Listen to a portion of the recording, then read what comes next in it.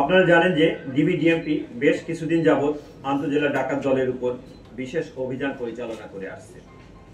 এরই ধারাবাহিকতায় ডিবিডিএমপি বনশ্রী শুটিং সহ ডাকাতির ঘটনায় স্বর্ণালঙ্কার উদ্ধার, ব্যবহৃত অস্ত্র উদ্ধার, ঘটনার সাথে সম্পৃক্ত অপরাধীদের গ্রেপ্তার, সীমান্ত সম্ভারের ক্রাউন জুয়েলার্সের চুরির ঘটনায় অপরাধীদের গ্রেপ্তার সহ স্বর্ণালঙ্কার উদ্ধার, ডেমরার ফারদিন জুয়েলার্সের ডাকাতির ঘটনায় রহস্য উদ্ঘাটন, মালামাল উদ্ধার, অপরাধীদের গ্রেপ্তার এবং শিল্পী জুয়েলার্সের ডাকাতির ঘটনায় সম্পৃক্তদের গ্রেপ্তারপূর্বক মালামাল উদ্ধার করতে সক্ষম হয়েছে।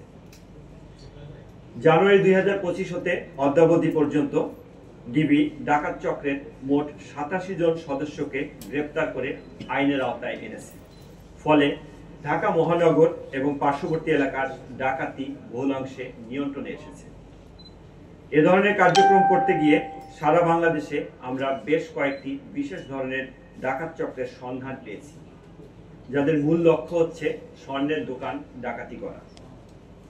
এক্ষেত্রে ডাকাতি কার্যক্রমের পূর্বে তারা ঘটনাস্থল রেকি করে এবং ডাকাতি কার্যক্রমে অস্ত্র গোলাবারুদ ব্যবহার করে মর্মে প্রাথমিক অনুসন্ধানে আমাদের নিকট উঠে আসে।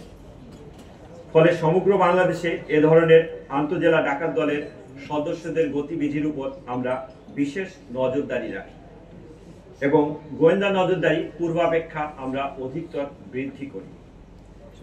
ফলে তথ্য প্রযুক্তিগত বিশ্লেষণ এবং গোয়েন্দা নজরদারি হতে প্রাপ্ত তথ্যে আমরা এমনই একটি ডাকাতির ঘটনা সংঘটিত হবে মর্মে আমরা প্রাথমিকভাবে সংবাদ পাই এবং যে ঘটনায় কিশোরগঞ্জ জেলার আনোয়ার হোসেন এবং বরিশাল জেলার পলাশের নেতৃত্বে 10-12 জনের একটি ডাকাত দল কোন একটি স্বর্ণের দোকানে ডাকাতির প্রস্তুতি নিচ্ছে মর্মে আমরা জানতে পারি।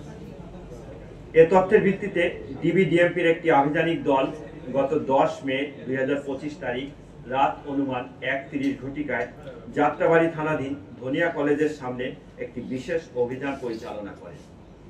অভিযান পরিচালনা করে মাসুদ রানা চৌকিদার বয়স 38 নামে একজনকে গ্রেপ্তার করে। গ্রেপ্তারকালীন তার নিকট থেকে একটি 7.62 mm বিদেশি পিস্তল, 7 রাউন্ড গুলি উদ্ধার করা হয়। পরবর্তীতে অধিক জিজ্ঞাসাবাদে সে ডাকাতি পরিকল্পনার বিষয়টি স্বীকার করে এবং তার দেওয়া তথ্য মতে তার বাসায় অভিযান পরিচালনা করে এই ঘটনায় ব্যবহারের নিমিত্তে 36টি ককটেল উদ্ধার করা হয়। নিরাপত্তার স্বার্থে উদ্ধারকৃত বিস্ফোরকগুলো ইতোমধ্যে বোম ডিসপোজাল ইউনিট কর্তৃক নিষ্ক্রিয় করত আদালতে উপস্থাপনের নিমিত্তে ভিডিও ধারণ করা হয়েছে। গ্রেপ্তারকৃত মাসুদ রানা চৌকিদারকে আরো জিজ্ঞাসাবাদে জানা যায়, ডাকাতি পরিকল্পনার অংশ হিসাবে অন্যান্য সহযোগীরা ঢাকা শহরের বিভিন্ন স্থান হতে যাত্রাবাড়ির ধনিয়া কলেজের সামনে একত্রিত হয়ে গোপালগঞ্জ জেলার সদর থানাধীন বোলতলি বাজারের নিউ ডলি জুয়েলার্সের ডাকাতির একটি পরিকল্পনা করেছে।